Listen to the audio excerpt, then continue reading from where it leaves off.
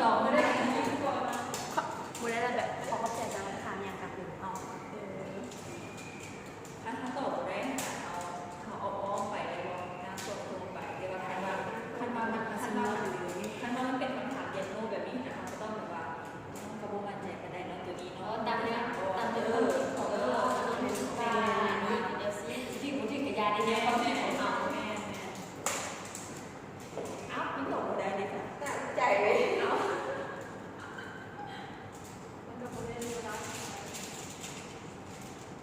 สบายดีก็คือว่าน้ำหัดจากเนื้อปูอายุ19 ปีปัจจุบันศึกษาอยู่วิทยาลัยเศรษฐาบริหารธุรกิจปีหนึ่งก่อนโทรศัพท์ค่ะที่ไทยความสามารถพิเศษคือม่วนกับหลิงกีฬาบาทส่งของใจนักข่าวเขาหลอกมีนิธีโดยการรักสัตว์ไม่อย่างน้อยอากาศเราพูดไก่วันขี้หมูอ่ะไก่กินหมูเดี๋ยวเลยเดี๋ยวไงมันไม่ต้องปีหมูแล้วสิกินหมูได้มันมีเจ็ดตัวดิไม่ยังไงมันมีเจ็ดตัวได้เจ็ดกลุ่มนะเดี๋ยวเช็คก่อนพี่ที่ปีไก่เลยหมูอ่ะแต่ว่าไม่ได้ขี้หมูเอาไว้ขี้ไก่เพราะไม่ปีหมูแล้วสิขี้หมูได้ไม่ได้สร้างพวกมันหนาเจ็ด สร้าง กลุ่มเบี้ยน ขี้ไก่สร้างขี้ควายมันมีควายเอาแพ้มีควายมีพวกมีนกยุงมีลิงมีเสือมีที่บอกไก่มีไก่ก่อนไก่กระลูกขาดคอกระดูกมันเองโบเอาอันนั้นมันที่หกนะแต่อันนี้มีเจ็ดโอ่งนี้แต่ละโอ่งคือกันเราต้องไปเชิญว่าซื่อของแต่ละโอ่งนะซื่ออย่างเนาะหรือว่าโอ่งนี้อะไรโอ่งนี้ซื่อเลยโอ่งที่ลงมาปีนี้นะซื่ออย่างสั่นอย่างกินอย่างมือขวาจะหนังช้าจะไม่เร็วกินที่มืออย่างบอกกินดูนะมันเลยที่กุนกินอย่างไรเนาะที่สองราศีมีอย่างเด่น12 ราศี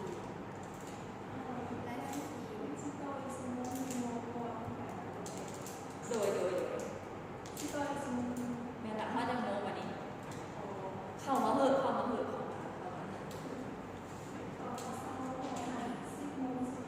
โดย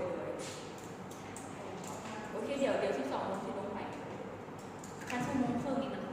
มาจะโมงละชั่วโมงครึ่ง12 โมงคือเดี๋ยวจะได้12 โมง12 โมงในอีก9 นาทีน้ำเดี๋ยวเขาจะไปซื้อหนังยูทูบก็ได้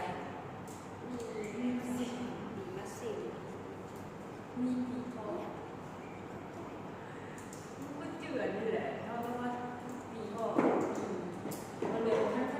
สิ่งแบบว่าที่รักก็วัดของพญากระบี่กระปุกเช็ดพญากระบี่มีลูกสาวแต่ตัวคนซื้ออย่างนี้แล้วคือแต่คอยวันนี้พวกเขามาพูดเรื่องปัดน้ำแล้วปัดหาเพราะว่าอันนี้มันเป็นเกี่ยวกับนะทั้ง3แล้วเขารวมเองเพราะว่าเนี่ยก็ต้องเอาค่ะเสียมีหลายที่มีแต่เราอยู่มาเจอเสร็จเป็นอยากจะยากเลยไปเชื่อเถอะแต่จะถามแบบแล้วที่ตัดใจแล้วเนี่ยโอ้เดี๋ยวไปช่วยถามเราก่อนเดี๋ยวถามเราก่อนเลยเดี๋ยวขอไปเซ็ตก่อนเดี๋ยวเข้าใจเอาไปซื้อเอาง่ายๆก็ได้อีกอย่างนี้คือมันคือแม่ปีนี้คิดเอาง่ายๆก็ได้เนาะสมมติว่าน้องได้เป็นตัวแทนของแม่นี้หรอเราซีซ่าเนาะแล้วน้องที่มีวิธีแบบที่ว่าจะรณรงค์ได้ใหญ่แบบพาบาลูกพ่อที่นั่นโดยความแจกสำหรับถามน้องได้เป็นในมีลาวตัวแทนของในมีลาวก็ผู้หมายว่าเศร้านุ่มสิก็ได้ผู้หมายเศร้านุ่มเป็นมีลาวนอกจากรณรงค์พากัดปลูกป่าแล้วเอาโตปลูกป่าอย่างเดียวที่เราช่วยลดโลกร้อนปลูกป่าแล้วพากัดกับเรื่องปัจจุบันตัดไปอะไรบ้างโอเมียกับเจอว่าห่วงกัด สั่งแบบอาสา อาสา เพื่อเก็บขี้เหงื่อเลยบูรณะสถานที่สำคัญ เกมที่นี่ค่ะนั้นมันที่เป็นอีกอย่างที่ปลายเหตุบอกต้นเหตุก็คือว่าตัวละลงเนาะช่วยกันโบไซถุงยาหันใช้ถุงยาแล้วก็ลูกพรกันจันไว้ทำลายป้าหันมาปลูกป้าอย่างประมาณนี้ใช่ไหมนะแล้วก็แบบที่เป็นแบบอย่างที่เราจะเชิญชวนลูกพี่น้องขอขอบใจ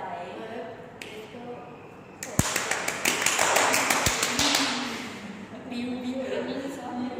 เลยมีตัวเลือกอะไรแบบสิ่งโบราณเร็วๆคนจะใช้แล้ว ต้องทำแล้ว ได้ ไปข้างหน้า ไปแล้วก็ได้ยืนด้วยเลย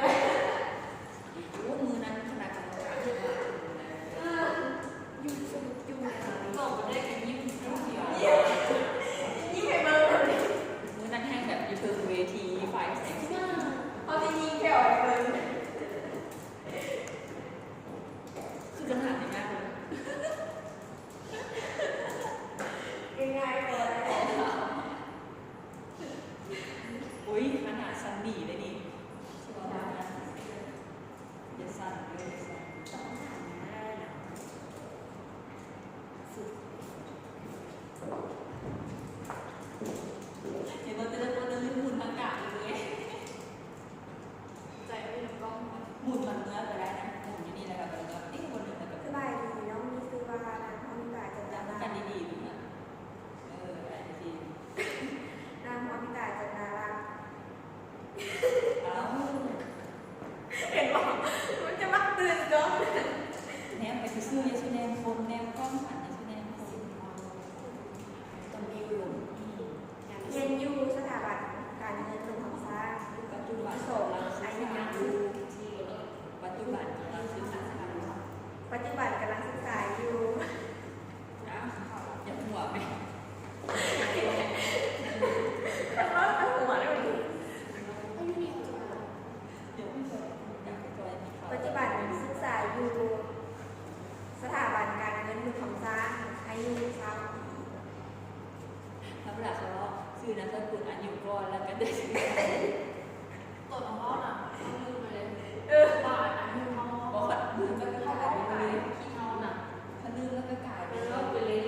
เราต้องถามเลยเพราะว่าคิดบนทางห้อง เอาใหม่ก่อน มาออกมาซ้อมไปยากอะไรแห่งต้องซ้อมนะมาเลยมาเลย ซ้อมห้องเซเว่นที่บ้านเหรอ แล้วก็พยายามจิ้วหมายเลขตัวเองเยอะบางทีก้าวขนาดที่ไหนได้หมายเลขเนี่ยพยายามจิ้วหมายเลขตัวเองมองมีตาทั้งนั้นแล้วก็รีวิวหมายเลขตัวเองเลยกระบอก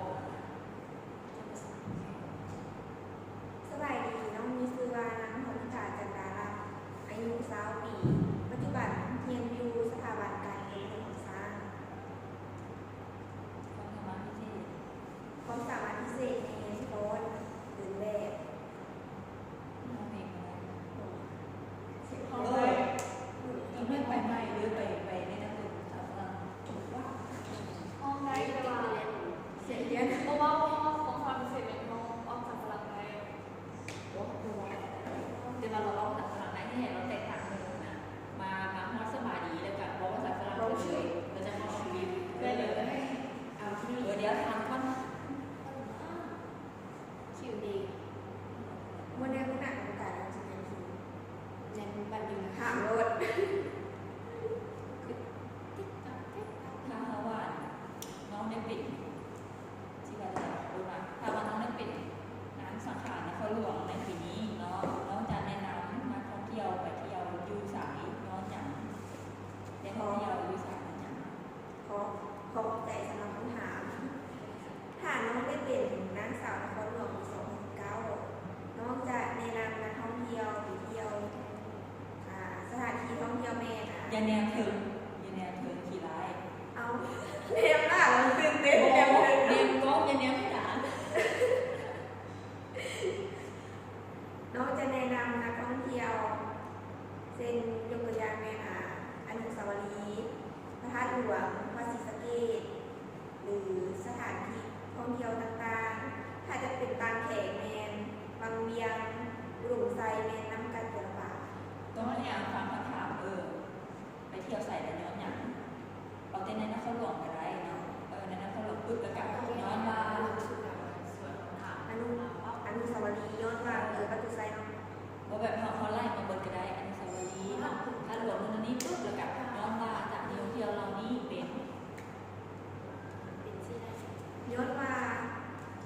ยวนี้ประตูไซแม่จุดใจกลางของเมืองถ้าต่างประเทศมาฮอดอันประตูไซจะเป็นจุดใจกลางหนึ่งค่ะมาฮอด ค่ะมา เอาแบบรวมๆก็ได้ค่ะถึงว่าบางเดือนที่บาทเองเนาะมีประตูไฟข้างเรือโอเคนั่นจะเป็นเป็นที่จะเป็นเอกลักษณ์ของลาวเป็นเอกลักษณ์ของประเทศลาวนะคะประเทศลาวต้องเรียกไปว่าเรานี้และการแถบนั้นเป็นที่ว่าอะไรนะมันมีหลากหลายใจมันเป็น และเป็นลูก ที่ว่าจะได้ว่า ที่ดูดูการแสด แรง ง ท่องเที่ยวทางวัฒนธรรมน้ำสีธนา เอาไปตรงนี้คืออ่อนกับเราเอาไปแล้วลืมเหรอ เดี๋ยวเอา เขาพูดแบบนี้นะเขาเลยนะจะถามมีจะ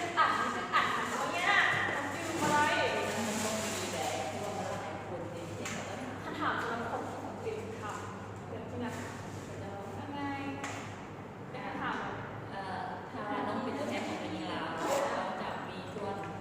ช่วยในแต่ในการแบบหรือว่ามีความคิดเห็นในเกี่ยวกับแบบว่าความทุกข์ยากการการรู้พ้นออกจากความทุกข์ยากของประเทศลาวนะต้องมีการรู้เข้ามานะต้องมีนะ เท่ากับจะต้องพัฒนาการแสดงเมียนของต้องหา แบบหมายถึงว่าสมมติว่าเขาเป็นตัวแทนของเป็นยิงลาวเนาะเขาจะมีส่วนช่วยแนวใดในการที่แบบว่าช่วยเหลือแม่หรือว่าทุกคนอยากความทุกข์ยากสินะประชาชนลาวให้ทุกคนมีความทุกข์ยาก ให้ผู้ให้แบบมีคนจับ อาจจะแบบว่าใช้รถอาจจะแบบว่าเนาะกะคิดประมาณว่าแบบว่าจะอะไรมาเชิญชวนเนาะเชิญชวนให้เขาต้องคณะที่แบบมีแนวคิดในการที่แบบว่าคิดที่จะพัฒนาตัวเองเนาะและการหาเบสงานทำด้วยตัวเองอย่างที่นะเพราะว่าถ้าทางว่าแต่ละคนพัฒนาคือก่อนที่ประเทศหนึ่งจะพัฒนาได้ขนาดแม่คนต้องพัฒนาก่อน เกี่ยวอยู่ลิงกันอะไร บ่อย เอาให้ได้ทุกญาติเอง อันนั้นมันกับบอสสีกับจับแบบเขาว่าประมาณว่าคนที่ชุ่มยากปัจจุบันอยู่ในบ้านเขาอยู่นี่นะแม่นคนที่แบบบ่มีไม่เห็นงานทำเนาะและการต้นต่อของการที่บ่มีไม่เห็นงานทำนะมันมาจากการศึกษา หรือบอกกันมันมาจากการแบบว่าความคิดของพระเจ้าที่แบบคือบางคนเห็นจนมาแล้วก็บ่มีเวกเห็นสินะเดี๋ยวจะมีส่วนเสนอตัวนั้นก็คือว่าให้พระเจ้าแบบมีแนวคิดที่แบบว่าให้พัฒนาตัวเองค่ะความรู้ใช้ตัวเองและการหาเวกเห็นงานทำเพราะว่ามันจะเป็นการพัฒนาที่ยั่งยืนแล้วก็ที่เป็นการที่ว่ามีรายได้เข้ามาตลอดอย่างเงี้ยนะเพราะว่าคันสมมุติเขาแบบว่าประมาณว่าไปช่วยเหลือเอาเงินไปให้พระเจ้าโน่นนี่ก็ที่ได้ตัวข่าวและยาวๆไปบ่ได้ตัวอ่ะ โบ บ่ได้ตัวอ่ะบาทหนึ่งไป ได้ส่วนใหญ่ ได้ตัวบาทหนึ่งไป ไอ้แบบ อยู่นี่แหละ ได้ส่วนใหญ่ ไอ้ยี่อะไรบอก อุ้ยมันเห็นตีนได้แบบยางมาแล้วก็สบายดีเว้าซื้อแล้วก็ซื้อลิ้นขอบใจแล้วก็ไปสิเปิดกล้องหน้าให้เฮ้ย แล้วก็ไปยืนในที่แล้วก็เห็นตัวเอง เอาเลย